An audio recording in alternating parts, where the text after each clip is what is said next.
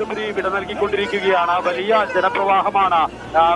ദർബാർ ഹാളിന്റെ സമാനമായ രീതിയിൽ തന്നെ സെക്രട്ടേറിയറ്റിന്റെ ഇരുഭാഗങ്ങളിലുമായി കൂടി നിന്നിരിക്കുന്നത്. മുദ്രാവാക്യം മുഴക്കി അനന്തപുരി VS-ന് വിട നൽകുന്നു എന്ന മുദ്രാവാക്യമാണ് ഓരോരുത്തരും മുഴക്കിക്കൊണ്ടിരിക്കുന്നത്. കണ്ടേ കേരളേ VS-എ, നിങ്ങൾക്ക് മരണമില്ല, ആര് പറഞ്ഞു മരിക്കുന്നു എന്ന മുദ്രാവാക്യം വീണ്ടും വീണ്ടും തൊണ്ടപൊട്ടുമാറ് ഉയർക്കെ വിളിക്കുകയാണ് ഓരോ പ്രവർത്തകരും. എന്തായാലും VS-ന് ഒരുപാട് കാലം കർമ്മ മേഖലയായ പ്രവർത്തന മേഖലയായ അനന്തപുരി തിരുവനന്തപുരം VS-ന് വിട നൽകുകയാണ് എന്നുള്ളതാണ്. വലിയ ജനക്കൂട്ടം ഇരുഭാഗങ്ങളിലുമായി റോഡിന്റെ സൈഡുകളിലൊക്കെ കൂടി നിൽക്കുന്നു. അതുകൊണ്ട് തന്നെ വളരെ പതിയെ മാത്രമേ വിലാപയാത്രയ്ക്ക് മുന്നോട്ട് കുതിക്കാൻ കഴിയുന്നുള്ളൂ എന്നുള്ളതാണ്. എന്തായാലും വലിയ ഒരു പുരുഷാരവം തന്നെ ഇവിടെ പൂർണ്ണമായും VS-ന് അന്ത്യാഭിവാദ്യം അർപ്പിക്കാൻ എത്തിയിരിക്കുന്നു എന്നുള്ളതാണ്. ഇന്നലെ AKG സെന്ററിൽ കണ്ടതിന് സമാനമായ രീതിയിൽ തന്നെയാണ് ഇന്നും ജനക്കൂട്ടം ഒരു വലിയ ജനസാഗരമായി VS-ന് അന്ത്യാഭിവാദ്യം അർപ്പിക്കാനായി എത്തിയിരിക്കുന്നത്. ഇനി ഇവിടെ നിന്ന് അനന്തപുരി തിരുവനന്തപുരത്ത് നിന്ന് പുറപ്പെടുന്ന വിലാപയാത്ര അത് ഏകദേശം 27 കേന്ദ്രങ്ങളിൽ CPM-ന്റെ നേതാക്കളും പ്രവർത്തകരും ഒക്കെയായി VS-ന് അന്ത്യാഭിവാദ്യം അർപ്പിക്കാനായി ആ കേന്ദ്രങ്ങളിൽ കൂടി നിൽക്കും. അവരുടെയൊക്കെ അന്ത്യാഭിവാദ്യങ്ങൾ ഏറ്റുവാങ്ങിക്കൊണ്ടായിരിക്കും തൊട്ടടുത്ത ജില്ലയായ കൊല്ലത്തേക്ക് വിലാപയാത്ര കടക്കുക. CPM സംസ്ഥാന സെക്രട്ടറി MV ഗോവിന്ദൻ ഉൾപ്പെടെയുള്ളവർ ഈ വിലാപയാത്രയെ അനുഗമിക്കുകയും ചെയ്യുന്നുണ്ട്. എന്തായാലും വലിയ മാധ്യമ കൂട്ടവും ഒപ്പം തന്നെ ആളുകളുടെ കൂട്ടവും ഒക്കെയായി ഒരു ജീവിതത്തിൽ എന്താണോ VS കേരളത്തിന് സമർപ്പിച്ചത് അത് തിരിച്ചു നൽകിക്കൊണ്ടാണ് നിലവിൽ ആലപ്പുഴയിലേക്കുള്ള ഈ വിലാപയാത്ര പുറപ്പെട്ടുകൊണ്ടിരിക്കുന്നത്. അത് കുറച്ചു നേരമായി ഏകദേശം 2:30-ക്ക് ആരംഭിച്ച വിലാപയാത്ര സെക്രട്ടേറിയറ്റ് പടിക്കൽ നിന്ന് നീങ്ങാൻ പോലും കഴിയാത്തത്രയും ആളുകളുടെ കൂട്ടം രണ്ട് ഭാഗങ്ങളിലുമായി സ്ത്രീകളും കുട്ടികളും യുവാക്കളും വൃദ്ധരും ഒക്കെ ചേർന്ന് എല്ലാവരും ചേർന്ന് അന്ത്യാഭിവാദ്യം അർപ്പിച്ചുകൊണ്ട് വിപ്ലവ അഭിവാദ്യം അർപ്പിച്ചുകൊണ്ടാണ് VS-ന്റെ ഒരുപാട് കാലത്ത് ഏകദേശം 8.5 പതിറ്റാണ്ട് നീണ്ടുനിന്ന രാഷ്ട്രീയ ജീവിതത്തിൽ പൊതുപ്രവർത്തന ജീവിതത്തിൽ VS കേരളത്തിന് എന്താണോ സമ്മാനിച്ചത് അത് തിരിച്ചു നൽകുകയാണ് നിലവിൽ അനന്തപുരി.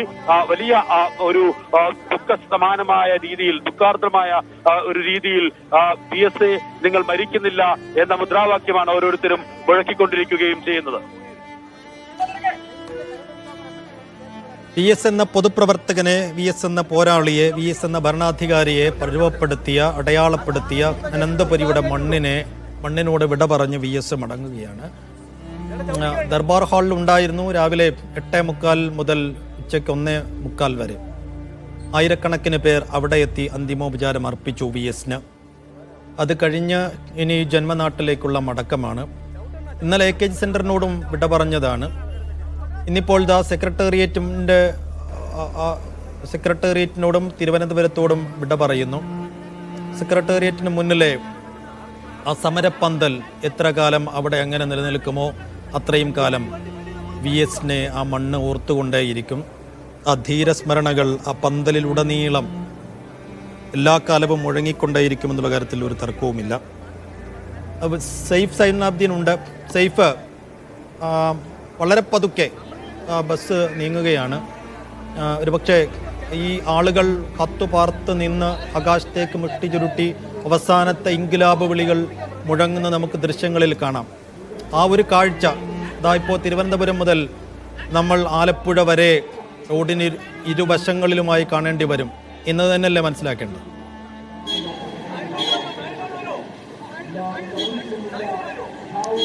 അത് സൈഫുദ്ദീൻ, നമുക്ക് ആ കാഴ്ച കൃത്യമായി തന്നെ അങ്ങനെ തന്നെയാണ് നമുക്ക് കാണാൻ കഴിയുന്നത്. നമുക്ക് സെക്രട്ടേറിയറ്റിന് മുന്നിൽ നിന്ന് ആ യാത്ര തുടങ്ങി നോക്കുമ്പോൾ സെക്രട്ടേറിയറ്റ് MG റോഡിൻ്റെ 2 സൈഡിലായിട്ട് ആൾക്കാർ തിങ്ങി നിറഞ്ഞ് നിൽക്കുന്നതാണ് നമുക്ക് സെക്രട്ടേറിയറ്റിൻ്റെ മുന്നിൽ നമുക്ക് കാണാൻ കഴിഞ്ഞത്. അത് ആലപ്പുഴ വരെ നമ്മൾ എന്തായാലും കാണേണ്ടി വരും എന്ന കാര്യത്തിൽ സംശയമില്ല. വളരെ പതുക്കെയാണ് വാഹനം കടന്നു പോകുന്നത്. ഏതാണ്ട് ഒരു 2:10 കൂടി വാഹനം അവിടെ നിന്ന് എടുത്തെങ്കിലും ഏതാണ്ട് ഒരു 100-150 മീറ്റർ മാത്രമേ ഉള്ളൂ ഇപ്പോൾ നമ്മൾ എത്തിയിരിക്കുന്ന സ്ഥലത്തേക്ക് ഈ വാഹനം എത്തിച്ചേരാൻ. പക്ഷേ ഇത്രയും സമയം എടുത്തു അത് അവിടെ നിന്ന് കടന്ന് ഇങ്ങോട്ടേക്ക് എത്താൻ എന്ന് പറയുമ്പോൾ തന്നെ കൃത്യമായി തന്നെ ആ ഒരു ജനത്തിരക്ക്, VS-നെ കാണാൻ നിൽക്കുന്ന ആൾക്കാരെ എല്ലാം VS-ന്റെ മൃതദേഹം കാണിച്ചു പോവുക എന്നുള്ള പാർട്ടിയുടെ തീരുമാനം. ആ തീരുമാനത്തിന്റെ അടിസ്ഥാനത്തിലാണ് വാഹനം അത്രയും പതുക്കെ വരുന്നത്. വലിയ ജനസഞ്ചയം VS-ന്റെ വാഹനത്തിന് ഒപ്പം തന്നെ നടന്ന് വലിയ ജനസഞ്ചയം ഇങ്ങോട്ടേക്ക് നടന്നു വരികയും ചെയ്യുന്നുണ്ട്. അങ്ങനെ നിയമസഭയ്ക്ക് മുന്നിലേക്ക് വി എസ് അച്യുതാനന്ദൻ സമര പോരാട്ടങ്ങൾ നടത്തിയ ഒരു സ്ഥലത്ത് നിന്ന്, ഒരു സെക്രട്ടേറിയറ്റിന് മുന്നിൽ നിന്ന് അടുത്തൊരു സമര പോരാട്ടത്തിന്റെ വേദിക്ക് മുന്നിലേക്കാണ് വി എസ് അച്യുതാനന്ദൻ എത്തിച്ചേരുന്നത്.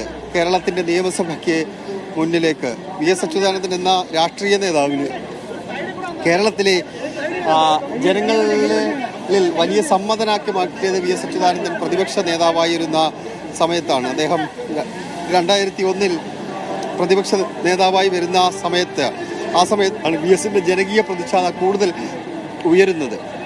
മതികെട്ടാനിൽ കയറിയ വി എസ്, മതികെട്ടാൻ മല കയറിയ വി എസ്, അതിനുശേഷം 2011 മുതൽ 2016 വരെ പ്രായം പോലും നോക്കാതെ ഭരണപക്ഷത്തെ മുൾമുനയിൽ നിർത്തിയ വി എസ്, അത് നിയമസഭയിലെ വി എസിന്റെ പ്രസംഗങ്ങൾ കാതോർത്താൽ നമുക്ക് മനസ്സിലാകും. വി എസിന്റെ ഓരോ പ്രസംഗങ്ങളും നമ്മൾ കേട്ടിരിക്കുന്ന തരത്തിലാണ് വി എസിന്റെ വാക്കൗട്ട് പ്രസംഗങ്ങളെല്ലാം ഉണ്ടായിരുന്നത്. ഞാൻ കഴിഞ്ഞ ദിവസവും പറഞ്ഞു, വി എസിന്റെ വാക്കൗട്ട് പ്രസംഗം മാത്രം കേൾക്കാൻ വേണ്ടി ശ്രദ്ധയോടെ നമ്മൾ ഇരിക്കുമായിരുന്നു. കാരണം ഇപ്പോൾ ഒരു പ്രമേയം അവതരിപ്പിക്കുന്നു, അടിയന്തര പ്രമേയം അവതരിപ്പിക്കുന്നു, പ്രമേയ അവതാരകൻ സംസാരിക്കുന്നതും മന്ത്രി അതിന് മറുപടി നൽകുന്നതും ഒന്നുമല്ല ശ്രദ്ധയോടെ നമ്മൾ നോക്കിക്കാണുന്നത്. വി എസിന്റെ നീട്ടിയും കുറുക്കിയുമുള്ള ചില പ്രസംഗങ്ങളും ചില വാചകങ്ങളും എല്ലാം ഉണ്ട്. അത് വിവാദമായ വാചകങ്ങളുണ്ട്, കുറിക്കുകൊള്ളുന്ന വാചകങ്ങൾ ഉണ്ട്, രാഷ്ട്രീയ നേതാക്കന്മാർക്ക് പൊള്ളുന്ന വാചകങ്ങളുണ്ട്. അങ്ങനെ വി എസിന്റെ പ്രസംഗങ്ങൾ, നീട്ടിയും കുറുക്കിയുമുള്ള പ്രസംഗങ്ങൾ ഏതാണ്ട് ഒരു 20 മിനിറ്റോളം നമ്മളിങ്ങനെ കേട്ടിരിക്കുന്ന തരത്തിൽ വി എസ് ഇങ്ങനെ സംസാരിക്കുന്നത് നമ്മൾ കേട്ടിട്ടുണ്ട്. അതിനുശേഷം മീഡിയ റൂമിൽ വന്നാലും വി എസിന്റെ ഒരു തനത് സ്വഭാവ രീതിയിൽ, തനത് ഭാഷയിൽ ഇപ്പോൾ ഒരു കാര്യം 2 തവണ പറയുന്നൊരു രീതി വി എസിന് ഉണ്ട്. എന്തെങ്കിലും ഒരു കാര്യം പറയുകയാണെന്നുണ്ടെങ്കിൽ 2 തവണ പറയുന്നൊരു രീതി വി എസിന് ഉണ്ട്. ആ രീതിയിൽ വി എസ് അച്യുതാനന്ദൻ മീഡിയ റൂമിൽ വാർത്താ സമ്മേളനം നടത്തുന്ന സമയത്തും വി എസ് അങ്ങനെ തന്നെ സംസാരിക്കുന്നത് നമ്മൾ കണ്ടിട്ടുണ്ട്. അദ്ദേഹത്തിൻ്റെ പ്രസംഗങ്ങളിൽ ഏറ്റവും രസകരമായിട്ടുള്ള പ്രസംഗങ്ങളുണ്ട്, ഏറ്റവും വൈകാരികമായിട്ടുള്ള പ്രസംഗങ്ങളുണ്ട്, വിവാദമായിട്ടുള്ള വാചകങ്ങൾ ഉണ്ട്. അദ്ദേഹം പെട്ടെന്ന് ഓർമ്മ വരുന്നത് ഒരു പ്രസംഗമാണ്. എനിക്ക് പ്രതിപക്ഷ നേതാവ് നിലയിൽ എപ്പോഴും വി എസിൻ്റെ നിയമസഭാ പ്രസംഗങ്ങളിൽ പെട്ടെന്ന് ഓർമ്മ വരുന്ന ഒരൊറ്റ പ്രസംഗമാണ്. അത് കെ മാണിക്കെതിരെ അദ്ദേഹം നടത്തിയ ഒരു പ്രസംഗം, വാക്കൗട്ട് പ്രസംഗം, ബൈബിളിനെ ഉദ്ധരിച്ചുകൊണ്ട് കെടാത്ത തീയിൽ തുടങ്ങി വി എസ് നടത്തിയ പ്രസംഗമാണ് ഏറ്റവും പ്രധാനപ്പെട്ട വി എസിൻ്റെ പ്രസംഗങ്ങളിൽ എനിക്ക് പെട്ടെന്ന് ഓർമ്മ വരുന്നൊരു പ്രസംഗം. പക്ഷേ എല്ലാ പ്രസംഗങ്ങളും വി എസിൻ്റേത് കൗതുകകരമായി നോക്കിക്കാണേണ്ടതാണ്. സോളാറുമായി ബന്ധപ്പെട്ട് നടത്തിയ പ്രസംഗങ്ങൾ പലതും വിവാദമായിട്ടുണ്ട്, ചില വാചകങ്ങൾ വിവാദം ആയിട്ടുണ്ട്. അന്ന് വി എസിൻ്റെ പ്രസംഗത്തെ ശ്രദ്ധയോടുകൂടി നോക്കിക്കാണുന്ന പ്രതിപക്ഷ അംഗങ്ങളെ കണ്ടിട്ടുണ്ട്. പ്രതിപക്ഷ ഉപനേതാവ് കോടിയേരി ബാലകൃഷ്ണൻ വി എസ് അച്യുതാനന്ദൻ്റെ തൊട്ടിപ്പുറത്ത് ആണ് ഇരിക്കുന്നത്. വി എസ് ഓരോ വാചകങ്ങൾ പറയുമ്പോഴും അത് ആസ്വദിക്കുന്ന കോടിയേരി ബാലകൃഷ്ണനെ നിയമസഭയിൽ നമുക്ക് കാണാൻ കഴിഞ്ഞിട്ടുണ്ട്. വി എക്സിൻ്റെ വാക്കുകൾ ഉദ്ധരിച്ചുകൊണ്ട് പിന്നീട് സംസാരിക്കുന്ന സഭാംഗങ്ങളെ നമ്മൾ നിയമസഭയിൽ കണ്ടിട്ടുണ്ട്. ഒരു പ്രായത്തിൻ്റെ ഏതെങ്കിലും തരത്തിലുള്ള അവശത വി എസിനെ എവിടെയെങ്കിലും അലട്ടിയിട്ടില്ല എന്നുള്ളതാണ് മറ്റൊരു പ്രധാനപ്പെട്ട കാര്യം. 96-ാമത്തെ വയസ്സിലും കോടതി മുറിയിൽ കയറിയിറങ്ങി നിയമപോരാട്ടം നടത്തിയ ആളാണ് വി എസ് അച്യുതാനന്ദൻ. തിരുവനന്തപുരത്ത് വിജിലൻസ് കോടതിയിൽ മൈക്രോ ഫിനാൻസ് കേസുമായി ബന്ധപ്പെട്ട് വെള്ളാപ്പള്ളിക്കെതിരെ നിയമപോരാട്ടം നടത്തിയ വി എസ് അച്യുതാനന്ദനെ കണ്ടിട്ടുണ്ട്. ഇപ്പോൾ 2016 തെരഞ്ഞെടുപ്പിന് തൊട്ടു മുമ്പാണ് SNDP യോഗത്തിൻ്റെ ഭാഗമായിട്ട് BDJS എന്ന പാർട്ടി രൂപീകരിക്കുന്നത്. എല്ലാ കാലത്തും ഇടതുമുന്നണിയുടെ വോട്ട് ബാങ്കായിരുന്നു SNDP എന്നുള്ളത്. ആ വോട്ട് ബാങ്ക് ഇല്ലാതായി പോകുമോ എന്ന ആശങ്ക CPM നേതൃത്വത്തിന് ഉണ്ടാകുന്ന തരത്തിലാണ് അന്ന് പാർട്ടി രൂപീകരണം ഉണ്ടാകുന്നത്, BDJS എന്ന പാർട്ടിയുടെ രൂപീകരണം ഉണ്ടാകുന്നത്. അന്ന് വി എസിനെ മുന്നിൽ നിർത്തിയാണ് പാർട്ടി അതിനെ പ്രതിരോധിച്ചത്.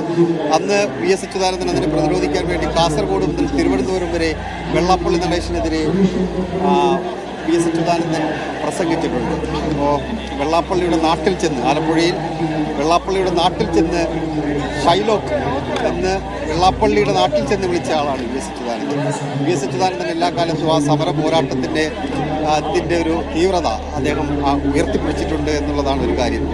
പാർട്ടിക്കുള്ളിലെ ആഭ്യന്തര കാര്യത്തിൽ വി എസ് അച്യുതാനന്ദൻ എന്തെങ്കിലും തരത്തിലുള്ള വിട്ടുവീഴ്ച വരുത്തിയിട്ടില്ല. ആഭ്യന്തര തർക്കങ്ങൾ, പാർട്ടിക്കുള്ളിലെ സമരവീര്യങ്ങൾ, പാർട്ടിക്കുള്ളിലെ തർക്കങ്ങൾ, ഇതെല്ലാം വി എസ് അച്യുതാനന്ദൻ അതിനകത്ത് ഒരു വീഴ്ചയും വരുത്തിയിട്ടില്ല, വിട്ടുവീഴ്ചയും വരുത്തിയിട്ടില്ല. ഒരു സമവായം എന്നുള്ളത് തൻ്റെ തോൽവിയാണ് എന്ന് എല്ലാ കാലത്തും ബോധ്യം തോന്നിയിട്ടുള്ള നേതാവാണ് വി എസ് അച്യുതാനന്ദൻ. അതുകൊണ്ട് സമവായത്തിൻ്റെ സ്വരത്തിലേക്ക് വി എസ് എവിടെയും ഒരു ഘട്ടത്തിലും എത്തിച്ചേർന്നിട്ടില്ല എന്നുള്ളതാണ് കാര്യം. പാർട്ടിയുടെ അച്ചടക്കത്തിൻ്റെ വാൾ വി എസ് പലതവണ നേരിടേണ്ടി വന്നിട്ടുണ്ട്. ഇപ്പോൾ 2009 വി എസ് അച്യുതാനന്ദനെ പോളിറ്റ് ബ്യൂറോയിൽ നിന്ന് മാറ്റി നിർത്തുന്നത്. അതും പാർട്ടിയുടെ സ്ഥാപക നേതാവിനെ പോളിറ്റ് ബ്യൂറോയിൽ നിന്ന് മാറ്റി നിർത്തണം എന്നുണ്ടെങ്കിൽ അത്രയും ഗുരുതരമായ എന്തൊക്കെയോ പ്രശ്നങ്ങൾ പാർട്ടിക്ക് ബോധ്യപ്പെട്ടതിൻ്റെ അടിസ്ഥാനത്തിലായിരിക്കുമല്ലോ. അന്ന് വി എസിനെയും അതുപോലെ തന്നെ പിണറായി വിജയനെ ഒരേ സമയം പോളിറ്റ് ബ്യൂറോയിൽ നിന്ന് മാറ്റി നിർത്തി.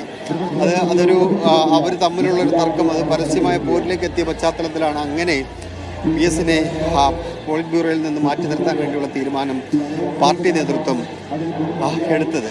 പക്ഷേ വി എസ് അപ്പോഴും അടങ്ങിയിട്ടില്ല. വി എസ് തനിക്ക് പറയാനുള്ള കാര്യങ്ങൾ ആ ഘട്ടങ്ങളിലെല്ലാം മാധ്യമങ്ങൾക്ക് മുന്നിൽ പറയേണ്ട കാര്യങ്ങൾ മാധ്യമങ്ങൾക്ക് മുന്നിലും പാർട്ടിക്ക് പറയേണ്ട കാര്യങ്ങൾ പാർട്ടി കത്തായും എല്ലാം വി എസ് അച്യുതാനന്ദൻ അയച്ചിട്ടുണ്ട്. ഒരു ഘട്ടത്തിലും ഒരു വിട്ടുവീഴ്ചയ്ക്കും വി എസ് അച്യുതാനന്ദൻ തയ്യാറായിട്ടില്ല. പാർട്ടിയുടെ ആഭ്യന്തര തർക്കത്തിലായാൽ പോലും മറുപടികൾ പറയേണ്ട സമയങ്ങളിൽ പറഞ്ഞു പോകുന്നൊരു രീതി വി എസിന് എല്ലാ സമയങ്ങളിലും ഉണ്ടായിരുന്നു. അത് ഏറ്റവും അതിൻ്റെ രൂക്ഷമായ അവസ്ഥയിലേക്ക് എത്തിച്ചേർന്നിട്ടുള്ളത് ഒരു പിണറായി വിജയൻ വി എസ് അച്യുതാനന്ദൻ ഒരു തർക്കത്തിൻ്റെ രീതിയിലേക്ക് കാര്യങ്ങൾ എത്തിച്ചേർന്ന സമയത്ത് പല വിഷയങ്ങളിലും അവർക്ക് കൊമ്പ് കോർക്കേണ്ടി വന്നിട്ടുണ്ട്. ഇപ്പോൾ ടി പി ചന്ദ്രശേഖരൻ വധക്കേസുമായി ബന്ധപ്പെട്ട് ടി പി ചന്ദ്രശേഖരൻ കുലം കുത്തിയാണ് എന്ന് പിണറായി വിജയൻ പറഞ്ഞ സമയത്ത് അത് വിജയൻ്റെ അഭിപ്രായം ആണ്, പാർട്ടിക്ക് അങ്ങനെ ഒരു അഭിപ്രായമില്ല എന്ന് പരസ്യമായി പറഞ്ഞ ആളാണ് വി എസ് അച്യുതാനന്ദൻ.